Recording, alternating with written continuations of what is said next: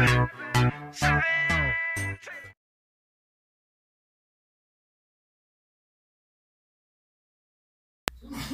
yun guys, good day guys. Anong gagawin natin ngayon, pero alam nyo na kung ano, kasi nakita nyo sa thumbnail na magkakaroon tayo ng unboxing. So ito yung mga order ko galing. Ito, dalawa yung in-orderan ko, sa Shopee and sa Lazada. Sinubukan ko yung Shopee, first time kong mag-order sa Shopee. Ito yung sa Shopee, ito naman yung sa Lazada, and ito pa yung sa Lazada. Okay? Titingnan natin ngayon kung sulit ba yung ibinayad nating pera dito. First things first, saan uunahin natin? Ito na muna. Ito na muna sa Shopee. Sa Shopee muna. Kailangan natin syempre ng kutsilyo, knife. Oh! Delikado. Kaya pag nag-unboxing kayo, ingat-ingat lang. Hindi pa kailangan ng knife. Pwede pang punitin to. Yan. So Shopee, pag umorder ka, merong papel, syempre. Yan, dito yung address, then details. Not important. The importante. Pag magpupunit ka, dapat medyo dahan-dahan lang kasi baka yung mga may ibang package kasi na may mga papel, kaya baka masira. So ito yung pinakaunang order natin, is yung microphone condenser. As notice nyo, medyo maraming hiss sa sa audio ko. So ito try natin to kung gumagana to. Microphone condenser, nakabalot siya sa bubble wrap na kailangan na natin ng kutsilyo. Yun. Yun. Ayan guys. Tingnan natin, baka baba natin ng konti. Ayun. Ito na yung condenser natin. Tingnan natin kung anong laman nito. Sa packaging niya nakalagay condenser microphone, internet, karaoke, PC recording, instrument recording, etc. I'm not sure kung paano ko ito gagamitin, either sa computer ko or sa cellphone. Hindi ko alam kung saan siya pwede, pero tingin ko sa computer talaga ito pwede. So buksan na natin. At saka yung mga kulay niya pala is meron siyang hindi ko alam na kulay. Meron siyang orange, may white, may pink, may light blue, may black. Alam ko itong una parang light green. I'm not sure. So natanga na po tayo, no? Paano ito buksan?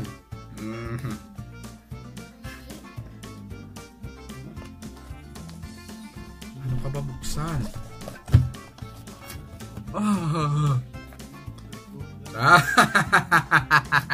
Nandito lang pala. Ito. So yan. Uy! Eto, totoo to. Lagi ko itong napapanood na every time bubuksan to, bubuksan yung box, laging lukot yung niya, yung wind pad niya. So yun guys, ito na yung ito yung microphone itself. Ayan nilagyan ko na yung wind pad na sinasabi nila. So susubukan natin ngayon kung paano to gumana. Okay? Tingnan natin kung paano to gagana. Lagay mo na dito. So ngayon, yun na muna, unboxing na muna tayo about dito. Okay, tabi na natin yan. Assistant, pakitapon nga. Hindi, joke lang. So yun yung pinakauna nating item. Kung gusto nyong magkaroon ako ng review about doon, comment nyo lang sa baba guys para sa full review. So Pangalawang item. Ito naman, galing na naman to ng Lazada. Okay. Pag-usapan natin about sa delivery and process nila. Okay, ang ginamit ko sa Lazada na pera is sa PayPal. Okay? Sa PayPal. And yun, so binayaran kagad to. Sa Shopee naman is cash on delivery. Ang problema sa Shopee is 2 days ahead akong nag-order, pero sabay silang dumating. Sabay-sabay silang dumating. So yan. As usual, every time na bumili ka is nandyan yung receipt. Hindi natin kailangan yan. Nakabalot sa bubble wrap. Alam mo yung bubble wrap. Bubble wrap. Okay. Gamitin natin yung matalas nating knife. And ito naman sa eto na yung Away speaker. Alam nyo kung bakit ko to in order, kasi nakita ko to sa pinsan ko, si Joanna, sa yung sinundo natin sa airport. Ito yon, etong ganito yung speaker niya. So, nainganyo ko, alam nyo bakit? Dahil sa napakalakas at napakaganda ng tunog. Okay, so titignan natin ngayon kung totoo nga naman talaga ang sinasabi or kung parehas yung item niya sa item ko. Okay? So, please turn off the electric fan first. Kasi, boy, maganda yung package niya. Ganun. Suspense. Okay. Okay, ano yung information dito? Specification niya, Bluetooth version ng 3.0 plus EDR, audio input Bluetooth, TF card, aux, speaker diameter 40 mm, dual speaker, power output 4.5 watts, and times to operating voltage 3.7. Yun. Basically yun lang naman. Yung battery and power is 2,500 mAh. So medyo, kung sa speaker lang naman, medyo malaki-laki na yon. Okay? Ano yung nasa loob ng box? Ang sabi dito, isang Y200 Bluetooth speaker, manual, USB charging cable, and isang auxiliary cord na 3.5mm audio cable. So ano pa? Tapos ang sabi dito sa Chinese, hindi ko na alam kasi Chinese nga, di ba? So, yun na. Ang ganda ng ang ganda ng packaging niya. Okay. So, open na natin to. Open na natin to. Yan. Nice. Tapos yan. Tapos yan. Ooh! Look at this, guys. Yan. Ito yung speaker itself. Saglit. Baba natin ng konti para mas makita nyo. So yan. Ito yung speaker.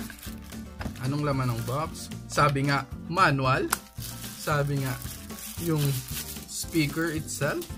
Sabi nga is yung mahirap. Hindi mahirap yan.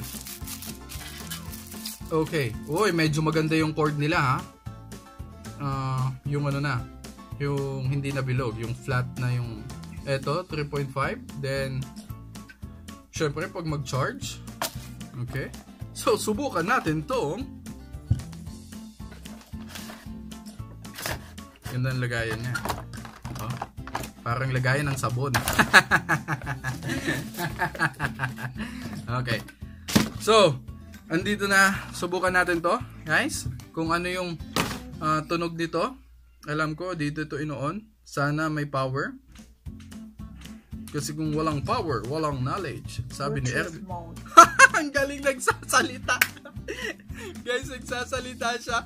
Sabi niya, utot mode. Ay, Bluetooth pala. Okay. So, kailangan natin ng cellphone. So, yun guys. Ang problema nito. So, nagpalit na ako ng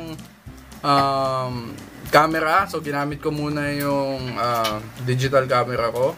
Kasi ayaw mag-connect nitong ano. So, connect to the Bluetooth. oh yes! Connected na guys. So, susubukan natin ngayon.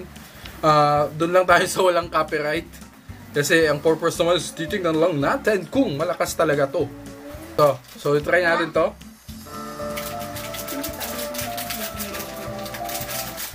I-maximum natin yung volume niya. So guys, tingnan nyo, parang touch screen na yun. Hindi naman screen, pero more...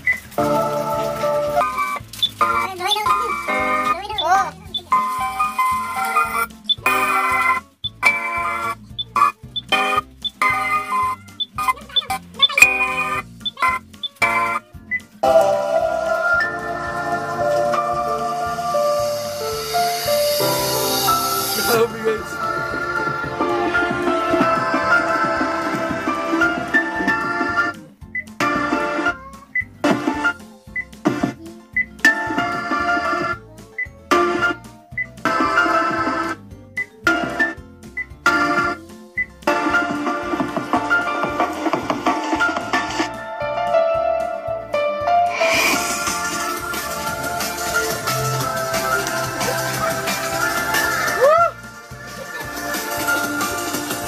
Okay.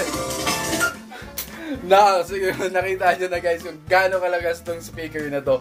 For only 800 plus, magkakaroon na kayo ng ganitong klaseng speaker. Kaya ako talaga to binili kasi na-impress talaga ako sa quality at saka sa lakas ng tunog niya. So, if you want to order, nasa link yung description. Nasa link ang description. Nasa link ang description. Nasa description ng link. Nasa description ng link kung gusto nyo umorder sa Lazada. So, gamitin nyo lang yung link ko para discounted yung pagbili nyo. So, na power off na. Okay guys. So, yun lang and have a good day ahead and adios.